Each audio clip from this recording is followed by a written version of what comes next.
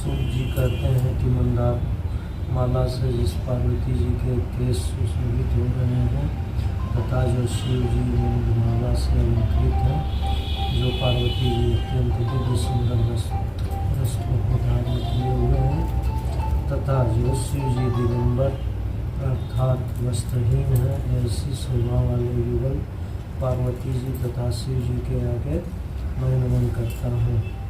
मन भावन कैलाश पर्वत के शिखर पर बैठी हुई पार्वती जी कहती हैं कि हे परमेश्वर, आप हमें कोई ऐसा अनूठा गुप्त व्रत या पूजा मंत्र बताएं जो सब धर्मों की अपेक्षा सरल हो तथा जिसमें श्रम भी थोड़ा कम करना पड़े और फल श्रम से अधिक मिले। हे नाथ, यदि आप मुझ पर कृपालु हों तो कृपया ये विधान मुझे बताएं। हे प्रभु, किस तप व्रत या दान से आप जैसे परमेश्वर जो अनादि अनंत हैं हमें प्राप्त हुए हैं। शंकर शिव जी ने कहा, हे देवी, मैं तुम्हारे प्रणय में आसक्त हूँ। तुमको एक ऐसा व्रत बताता हूँ जो केवल मेरा है और गोपनीय है। जैसे नक्षत्रों में चंद्रमा, सब ग्रहों में सूर्य, वर्णों में ब्राह्मण, देवताओं में विष्णु भगवान, नदियों में गंगा, पुराणों में महाभारत, वेदों में सामवेद और इंद्रियों में मन श्रेष्ठ है। अब मैं तुम्हें एक ऐसा व्रत बताऊंगा जिसका उल्लेख पुराणों, वेदों और स्मृतियों में किया गया है। इसे तुम मन लगाकर सुनो। जिस व्रत के प्रभाव से तुमने मेरे अर्धासन को प्राप्त किया है, मैं तुम्हें वही बताऊंगा, क्योंकि तुम मेरी प्रितमा हो। शुक्ल पक्ष की तृतीया तिथि को भाद्रपद मास में हस्त नक्षत्र से युक्त उसके अनुष्ठान से नारियों को पाप कर्मों से मुक्ति मिल जाती है। हे देवी, आज से कुछ समय पहले तुमने हिमालय पर इस व्रत का पालन किया था, उसके बारे में मैं तुमसे कहूँगा। पार्वती जी ने पूछा, हे नाथ, आप ही के श्रीमुख से यह सुनना चाहूँगी कि मैंने उस समय यह व्रत क्यों किया था। शिव जी बोले, भारतवर्ष के उत्तर दिशा की ओर समस्त पर्वतों में श्रेष्ठ हिमवान नामक पर्वत है। उसके आसपास विभिन्न प्रकार की भूमियाँ हैं, साथ ही विविध वृक्षों से आच्छादित है यह भूमि। इन वृक्षों पर तरह तरह के पक्षी पशु बसेरा बनाए हुए हैं। गंधर्वाद के साथ वहाँ जाकर अनेकों देवगण सिद्धि प्राप्त साधुजन चारण और पक्षियों के समूह हमेशा प्रसन्नचित हों विचरण करते हैं। या गंधर्व लोग गायन करते हैं और अप्सराएं नर्तन करती हैं। पर्वतराज के शिखरों पर अनेक प्रकार के स्फटिक रत्न और वैदेयो मणि आदि की अनेक खाने हैं। यह पर्वत बहुत ऊंचा है, इतना ऊंचा कि वह अपने मित्र के घर की तरह समझ कर आकाश का स्पर्श कर रहा हो। पर्वत की सभी चोटियाँ हिमाच्छादित रहती हैं और गंगा नदी के जल की स्वर लहरी सदा सुनाई देती रहती है। हे गिरजे, तुमने बचपन में ऐसे ही पर्वत पर तप किया था। इस पर्वत पर तुम 12 साल तक सिर केवल टंगी रही और धुआं पीकर जीवित रही। 64 वर्ष तक मात्र पेड़ पौधों के सूखे पत्ते खाकर जीवित रही। माघ के महीने में तुम जल में बैठी रहती थी और वैशाख की चिलचिलाती दोपहरी में पंचाग्नि में तप्त रहती थी। सावन के महीने में तुम खुले मैदान में बैठी रहती थी। एक दिन तुम्हारे पिता तुम्हारे इस तरह के कष्टों को देखकर बहुत ही दुखी हुए। उन्हें बड़ी चिंता हुई कि ऐसे में मैं अपनी कन्या का हाथ किसके हाथों में दूँ। तभी नारद जी आए। वास्तव में मुनिवर नारद जी तुम्हें देखने ही गए थे। नारद जी को देखकर हिमवान ने अर्घ्यपाद्य आसन देकर आदि देकर उनकी वंदना की और कहा, हे स्वामी, आप यहाँ किस हेतु आए हैं? मैं धन्य हुआ, आपका आना मेरे लिए बड़ा शुभ है। नारद जी बोले, हे पर्वतराज, सुने, मुझे विष्णु भगवान ने भेजा है, इसलिए आपके पास आया हूँ। आपका कर्तव्य है कि अपनी कन्या रत्न को किसी योग्य वर को सौंप दें। विष्णु और शिव, इन तीनों में भगवान विष्णु के समान योग्य वर और कोई नहीं हो सकता है। अतः मेरी माने तो आप अपनी कन्या भगवान विष्णु को प्रदान करें। पर्वतराज बोले, भगवान विष्णु ने स्वयं मेरी कन्या को ग्रहण करने की इच्छा व्यक्त की है और आप यह संदेश लेकर आए हैं, तो मैं अवश्य उन्हें अपनी कन्या दूँगा। पर्वतराज के ये वचन सुनकर नारद मुनि तुरंत आकाश में विलीन हो गए। भगवान विष्णु के पास पहुँचे, जो पीत वस्त्रधारी तथा शंख चक्र व गदा से सुशोभित थे। वहाँ पहुंचकर नारद जी ने करबद्ध हो भगवान विष्णु से कहा, हे देव सुनिए, मैंने आपका विवाह पक्का कर दिया। उधर हिमालय पार्वती जी के सम्मुख आ बोले, हे पुत्री, मैंने तुम्हें विष्णु भगवान को समर्पित कर दिया है। ऐसे में पिता के वचन समर्पित कर तुमने कोई भी उत्तर नहीं दिया और अपनी सखी के पास चली गई। फिर भूमि पर गिरकर तुम दुखार्त हो रोना भी लगने लगी। तुम्हें इस प्रकार की क्रिया करते देख कर एक सखी निकट आकर बोली, हे देवी, तुम्हें इतना दुख किस कारण है? मैं तुम्हारी प्रत्येक इच्छा यथाशक्ति पूरी करने की चेष्टा करूँगी, इसमें तनिक भी संशय नहीं है। पार्वती ने कहा, मेरी इच्छा कृपया मन लगाकर सुनो। मैं केवल शिव जी को ही अपने पति के रूप में देखने की इच्छा रखती हूँ। मेरा यह वचन असंदिग्ध है। मेरे इस विचार को मेरे पिता ने मानने से इनकार कर दिया है, अतः मैं अपने देह का त्याग करने की इच्छा करती हूँ। पार्वती के दुख भरे वचन सुनकर उसकी सखियों ने कहा, आप देह त्याग न करें, अपितु किसी ऐसे वन को प्रस्थान करें जिसके विषय में आपके पिता अनभिज्ञ रहें। सखियों के वचन सुन तुम ऐसे ही वन को चली गई। दूसरी ओर तुम्हारे दुखी पिता तुम्हें प्रत्येक गृह में ढूंढने लगे। दूतों द्वारा भी इस बात की खोज खबर ली कि किसी देवता, दानव अथवा किन्नर ने मेरी पुत्री का अपहरण किया है। तब उन्होंने स्वागत ही सोचा, मैंने नारद जी से प्रतिज्ञा की है, मैंने अपनी पुत्री विष्णु भगवान को दे दूंगा। ऐसा चिंतन करते करते हिमवान को मूर्छा आ गई। गिरिराज को इस अवस्था को देखकर सब लोग चित्कार करने लगे। जब उन्हें चेतना आई तो सभी लोग पूछने लगे कि हे गिरिराज, आप क्यों कर मूर्छित हुए? कृपया कारण बताएं। भगवान बोले, आप लोग मेरे दुख का कारण नहीं जाने तो अच्छा रहे। पता नहीं किसने मेरी पुत्री का अपहरण कर लिया है। यदि ऐसा नहीं हुआ होगा तो या वह काले सांप द्वारा काटे जाने की शिकार हो गई होगी, अथवा उसे सिंह भालू आदि ने प्रदर्शित कर लिया होगा। हाय मेरी बेटी कहाँ चली गई? किस दुष्ट ने उसका वध कर दिया? ऐसा विलाप करते समय वे वायु के झोंके से कांपने वाले वृक्ष की भांति कंपित होने लगे।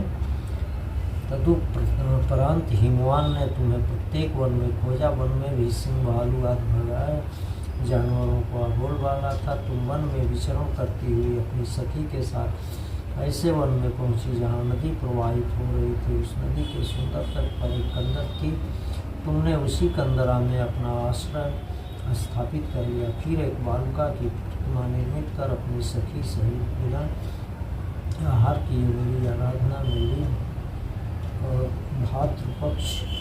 भाद्रपद शुक्ल पक्ष निर्मित कर अपनी सखी सहित बिना आहार किए मेरी आराधना में लीन हो गई। और भाद्रपद शुक्ल पक्ष की तृतीया तिथि के शुभ अवसर पर तुमने मेरा सविधि पूजन किया और रात्रि में जागरण के गीत वाद्य आदि से मुझे प्रसन्न किया। उसी व्रत के करने के फलस्वरूप मेरा आसन डोल उठा।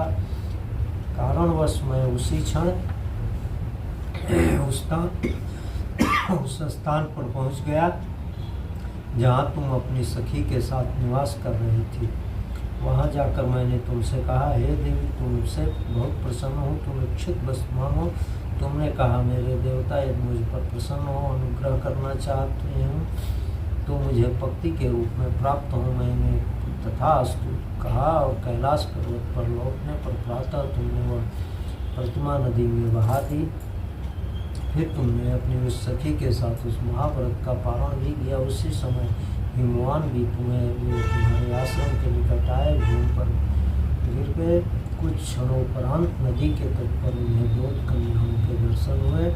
उन्होंने तुरंत अपने छाती से लगा लिया और विलाप करने लगे। तदुपरांत बोले, हे पुत्री, सिंह व्याघ्र से भया हो, ईश्वर में तुम किस कारण से आई हो? तब पार्वती जी ने उत्तर दिया, हे पिता, मैं पूर्व ही स्वयं ही शिव जी को समर्पित कर चुकी थी। आपने बात नहीं मानी, इसी कारण मैं इस बिहड़ वन को चली आई। हनुमान ने उसे धैर्य बताया। वह कहा, हे पुत्री, तुम्हारी इच्छा के पूर्व मैं कुछ भी नहीं करूँगा। उसी क्षण अपने घर में आए और मेरा तुम्हारा विवाह संपन्न करा दिया। इसी कारण तुमने मेरा आसन प्राप्त किया है। उस समय से लेकर अब तक किसी अन्य के सम्मुख इस व्रत के विषय में कहने के मुझे अवसर नहीं मिला था। हे देवी, अब मैं तुम्हें वृत्तांत सुनाता हूँ। इस व्रत को हरतालिका के नाम से क्यों कहते हैं? पार्वती जी बोली, है प्रभु, आपने नाम तो बताया, किंतु इस व्रत की विधि भी बताइए। इस व्रत को करने से क्या पुण्य मिलता है, क्या फल मिलता है, तथा कौन इस व्रत को कर सकता है?